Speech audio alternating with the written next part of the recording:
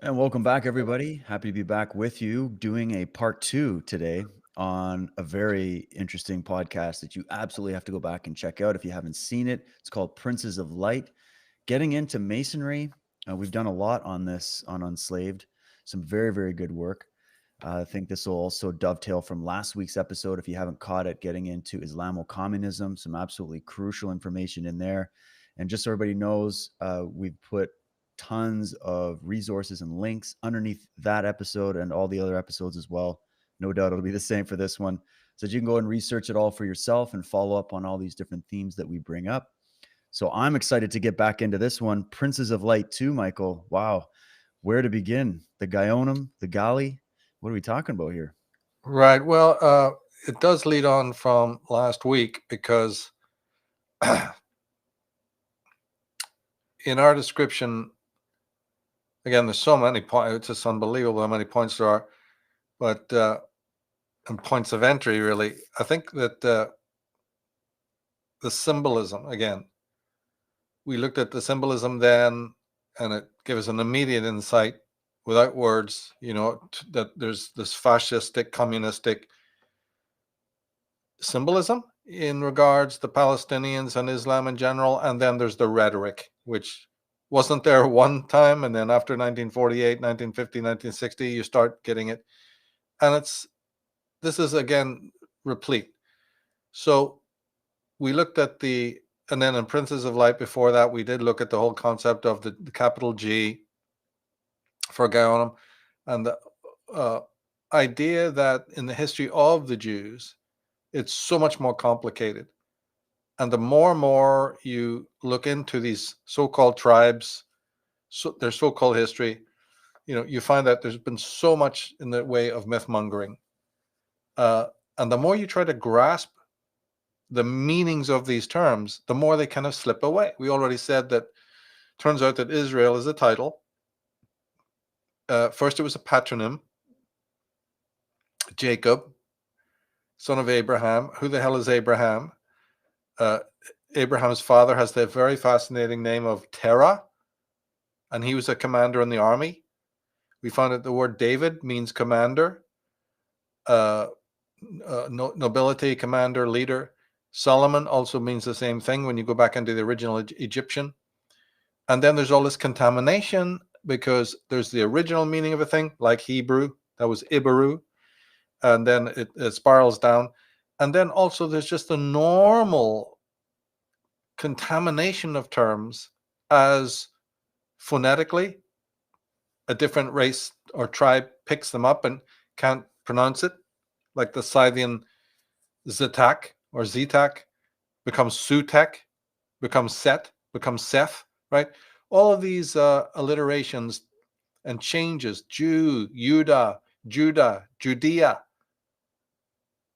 these are accretions.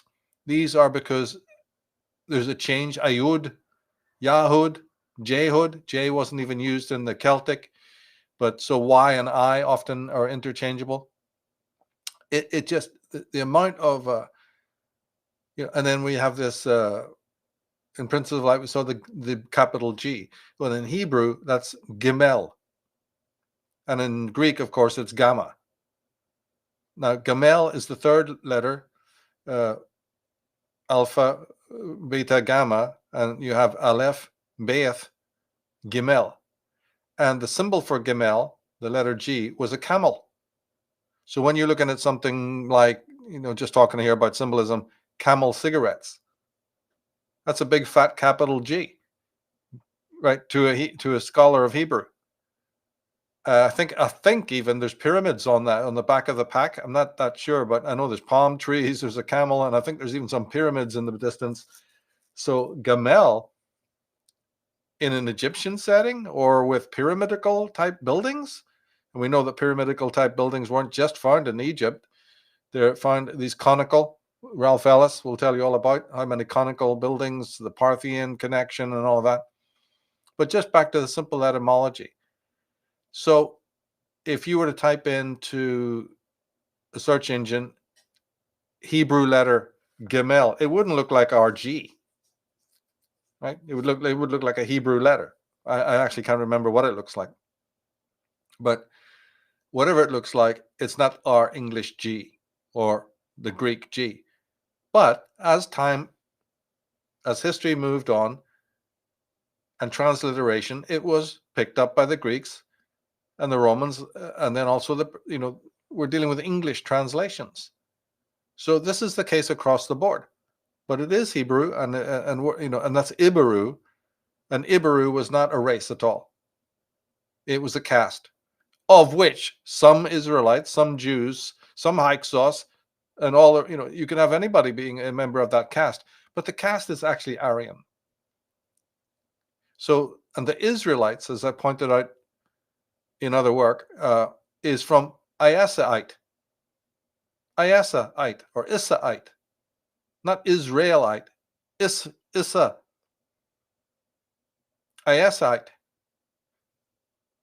from the god of the West, Iasa, to whom the Great Pyramids were dedicated, and also many things we could get into.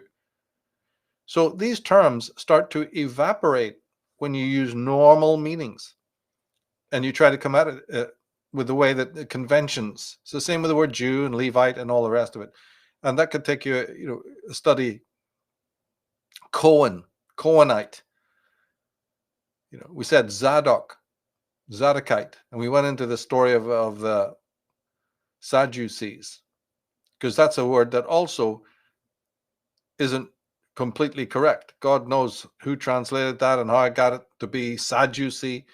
It's from Zedek, Sadok, which comes from Melchizedek, a mysterious character that Abraham is meant to have encountered on his way into Egypt.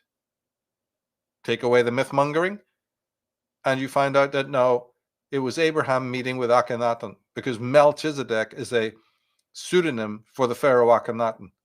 And it's just a way of showing you that Abraham and Akhenaten were connected in some way. Same thing with Aaron, same thing with a lot of characters. So the order of Melchizedek, or Zadok for short, and by the way, Handel's operatic piece, Zadok the King, was sung at the coronation of the Queen Elizabeth II. All right? Why that hymn? So this Zadok is the fallen king Akhenaten. Zadok for short, Sedek, and that becomes the Sadducees. So there's another Egyptian connection that's been missed by all. Maybe that's why then the Catholic Encyclopedia and the Jewish encyclopedias and all the encyclopedias just tell you, well, after the Jewish revolt, and after the crushing of Judea, the Sadducees are no more, wiped out. I mean, that's like saying, oh, London had a fire. Did you know that? London was burned down. Or the Blitz, when the Nazis bombed London. Well, the Cockneys, people we know as the Cockneys, they were all wiped out. There's not a single one standing. Isn't that amazing? And everybody went, yeah, that's real sad. And the whole wide world believes it. And then they tell you, you're a conspiracy theorist. Where's your facts? What, I need facts to point out to a 10-year-old that under no circumstances, short of genocide, does a race, just a caste, especially a very, very wealthy one, disappear because of just one incident. And also, these were people who were in the highest economic relationship with Greeks and Romans and Iraqis and Iranians and Persians all over the world. Sadducees and Pharisees. And as far as we don't even, that's it. And these are just words that turn up in this book of myth-mongering in the Bible. And we're not even talking here about the New Testament Gospels and the personality of Jesus.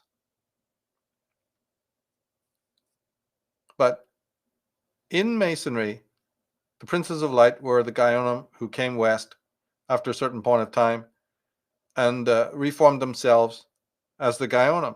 You can call them Jewish if you like, but I hope that we've seen that this just doesn't ultimately fit. And even to say, well, all right, then it's Israelite symbolism, that doesn't fit. Because according to the British Israelites and according to Jewish history, the 10 tribes of Israel were lost. And even if you don't believe that, even if you think that is myth-mongering, and believe you me, there's a case for that as well, and that these Israelites did not entirely merge, right, with Western nations, and still existed around, how are you going to prove that? How are you going to, you couldn't prove it. So again, these things just turn into mist. That's why you have to continue doing your research. Of course, you're going to be labeled a conspiracy theorist. Oh, I mean, you'll be if you believe in Roswell or the assassination of JFK. If you have an alternative view of those things and less important things than that, you're called a conspiracy theorist. So it really doesn't matter. Was John Allegro a conspiracy theorist? Yeah, of course he was. Anyone who goes against the grain. Anyone who talks about the stellar cult. Anybody who talks about strange events in the heavens. Anybody who talks about a female satanic cult ruling the world. Simple. You're a conspiracy theorist. We got a padded room waiting for you, mate. So it's one of the reasons why it's one of the content that shows, that when you start talking about Jewish conspiracies, this is one of the ways that you can disprove it just on the fact of the words alone. And then, a lot of the other stuff we threw in, sketching, really just sketching, because I had to write almost 1,000-page double volume book and then follow up with astrotheology, which is about the teachings of the Arya, moving to 2 books on the trees of life, which goes into the same thing. They're all connected, those books, umpteen podcasts, websites, articles, and you're still basically scratching the surface. And now what we want to do is look at something that we couldn't stick in at the end of last week's, because it would just, again, overcrowd the subject, needs to be done on its own. And that is this extraordinary fact that the letter G in lowercase represents the serpent in English. And that even if you go back to some Hebrew letters, a great deal of them look very serpentine.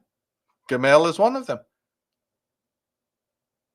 Like Arabic, which is probably, a contributing language to the Hebrew, although the parent language of both those is still something that will never be accepted by mainstream scholars. The parent language of Sanskrit and of Hebrew, those languages bear enough in common, but they also show that there was an existence of a parent language from which the 2 languages were taken. And this goes also for Arabic. But just sticking to the fact that in design, they look very serpentine is an interesting aspect. But the letter G in lowercase in English definitely is serpentine. So in lowercase, no mystery, because as I've said, that is the great serpent sisterhood. So therefore, what we didn't put in last week is that if you recognize that these Sadducees take their patronym from Zadok, Melchizedek,